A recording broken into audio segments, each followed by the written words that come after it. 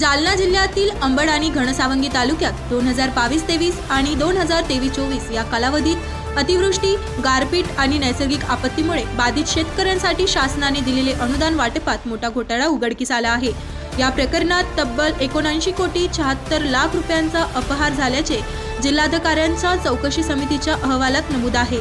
माजी मंत्री आमदार बबनराव लोणीकर यांनी या घोटाळ्याची व्याप्ती 150 कोटी रुपयांहून अधिक असल्याचा दावा करत निवासी जिल्हाधिकाऱ्यांवर थेट भ्रष्टाचारांचे गंभीर आरोप केले आहेत। या सर्व घोटाळ्याचे मास्टरमाइंड स्वतः निवासी जिल्हाधिकारी पासून या सर्व घोटाळ्याची SIT द्वारे तात्काळ चौकशी करण्याची आवश्यकता। या संदर्भात आपण अनेकदा विभागीय आयुक्त व जिल्हाधिकारी जालना यांच्याशी देखील चर्चा केलेली असल्याचे आमदार बबनराव लोणीकर यांनी म्हटले आहे। जालना जिल्ह्यामध्ये 2023-24 ला अतिवृष्टी, ढगफुटी झाली, शेतकऱ्यांचं कोट्यवधीचं नुकसान झालं, पिकं उद्ध्वस्त झाली, शासनानं अनुदान मंजूर केलं।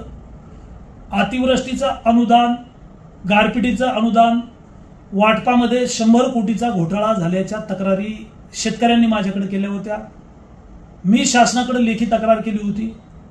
शासनानं याची दखल घेतली आणि जिल्हाधिकाऱ्यांना चौकशीचे आदेश दिले।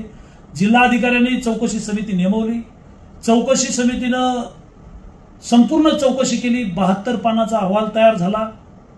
या अहवालामध्ये अंबडचे तहसीलदार चंद्रकांत शेळके, घनसावंगीच्या तहसीलदार योगिता खटावकर, तलाठी, ग्रामसेवक, कृषी सहाय्यक, डेटा ऑपरेटर यांनी सगळ्यांनी मिळून 79 कोटीचा घोटाळा केलेला आहे।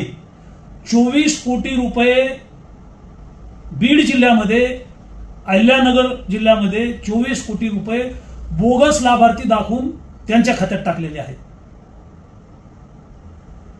या भ्रष्टाचाराच्या चौकशीच्या संदर्भात माननीय महसूल मंत्री महोदयांनी जिल्हाधिकारी, विभागीय आयुक्त, जिल्हा पोलीस प्रमुख आणि आमदार मीटिंग घेतली आणि सर्वांच्या समक्ष सांगितलं, या सर्व लोकांवर फौजदारी गुन्हे दाखल करा।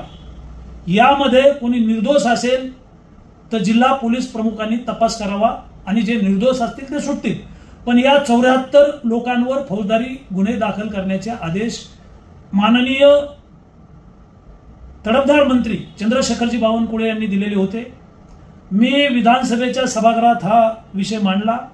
सभागृहामध्ये मदत व पुनर्वसन मंत्री यांनी या सर्व लोकांवर कारवाई करू असं सांगितलं।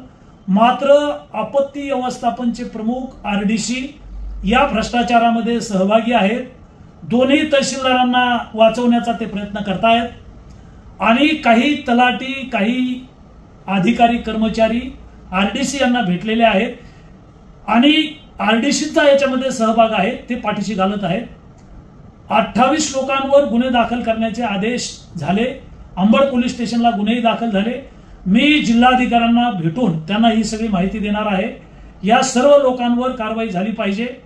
दोन्ही तहसीलदार मोठे अधिकारी असल्यामुळे त्यांना वाचवण्याचा प्रयत्न होऊ नये अशा प्रकारची माझी मागणी आहे आणि मला खात्री आहे जिल्हाधिकारी दोन्ही तहसीलदारवर कारवाई करतील, 74 लोकांवर कारवाई करतील आणि 63,000 शेतकऱ्यांचं अनुदान गांबड घनसावंगीत मिळालेलं नाही, त्यांना अनुदान देण्याच्या संदर्भात सुद्धा मी सभागृहात बोललेलो आहे।